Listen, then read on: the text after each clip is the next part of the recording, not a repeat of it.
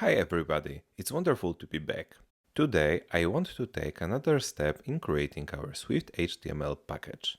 Node is a basic element of this language, which we have already described with the appropriate abstraction.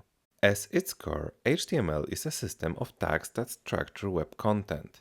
A tag can be self-closing or have its own content between two tags. Each tag can have attributes that modify its behavior and provide additional metadata. Attributes are defining the visual and functional part of the node. Do you see the similarity with SwiftUI already? Our goal for today is to explore how SwiftUI applies, let's say, attributes by modifying views. We'll explore the most popular types and modifiers to plan out what our element implementation will look like. Let's create Hello View that will be our implementation of the View protocol. If we initialize and print this structure, the compiler will give us a raw description of the created object. Now it's a time to modify this view. The opacity modifier returns a new type that is a modified content with two associated types, content and the modifier. This is a very clever solution to store the original view declaration and associate it with the modifier. Let's see what happens if we add another modifier.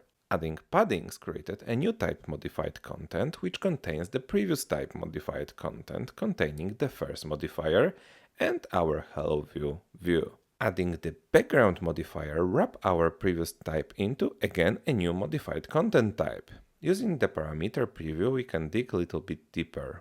Currently our view has three modifiers stacked on top of it.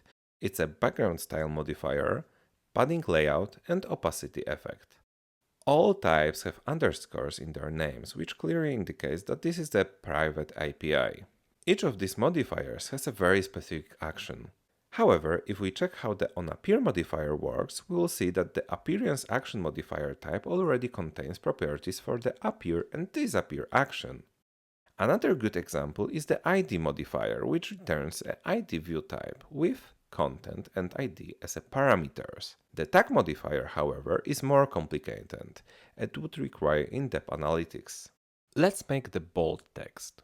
The result is a modified content consisting of our raw view and the environment key transform modifier, which is much more powerful modifier than other.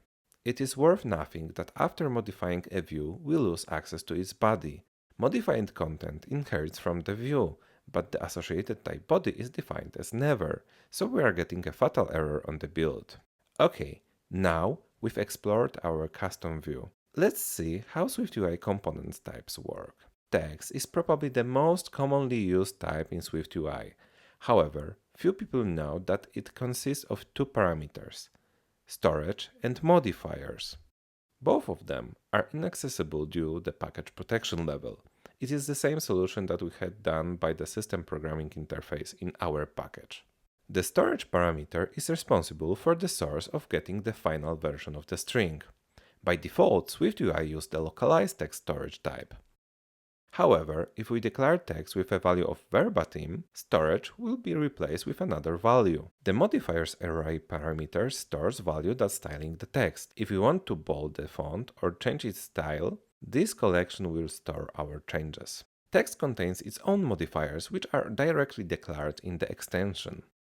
If you use the general modifier for the view, then we'll get the modified content type again. This is why the order of the modifiers in SwiftUI is so important.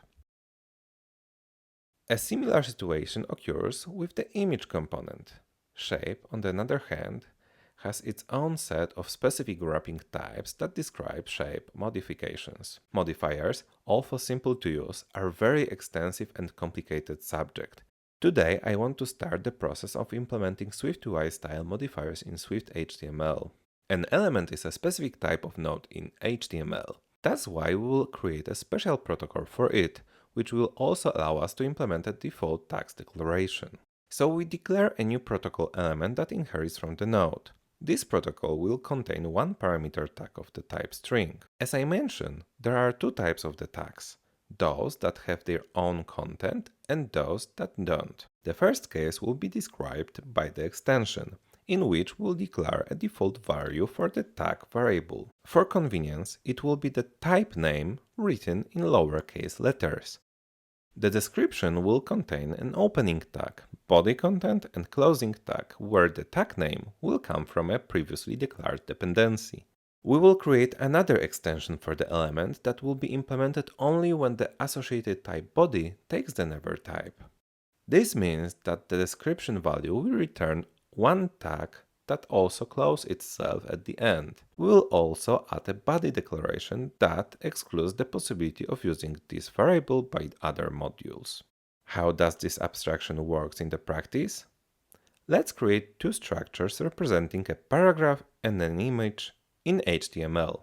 A paragraph is specified by a tag as a single letter P, which will be the name of our structure. P will inherit from the element protocol, and it has an associated type, content, which is some node. Next, we'll declare a content variable, create an initializer that builds the content with the node builder, and specify a body parameter. It's done. The second tag is an image, or EMG. In this case, implementing the structure is much more easier. The EMG element only indicates that the body takes the type never. And that's all. Element, a type of HTML node, is ready.